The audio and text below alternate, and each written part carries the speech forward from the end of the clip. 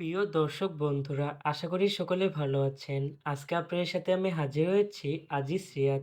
নাটক update official YouTube channel সবাইকে জানাচ্ছি স্বাগতম। আজকে আপনাদের সাথে যে নতুন নাটক নিয়ে চলে আসলাম, সেই নতুন একক নাটকটির নাম হচ্ছে টক্কর। এই নাটকটির ভিতরে বরাবরের মতন অভিনয় করতে দেখা যাবে নিলয় আলমগীরকে, জান্নাতুল সুমাইয়া হিমিকে, রাশেদ সীমান্তকে ও মাইমুনা ফেরদৌস মমকে। বরাবরের মতন এ নাটকটি রচনা ও পরিচালনা করেছেন মহিন খান। ইতিমধ্যে কিন্তু নাটকটির একটি পোস্টার রিহার্সাল করা হয়েছে আমাদের মাঝে, তাও দেখতে পাচ্ছেনই। অসাধারণ হয়েছে পোস্টারটি। অবশেষে এই নাটকটি ইউটিউবে প্রকাশিত হতে যাচ্ছে। এই নাটকটি কিন্তু একটি ট্রেলার প্রকাশ করা হয়েছে আমাদের মাঝে, তাও দেখতে পাচ্ছেনই।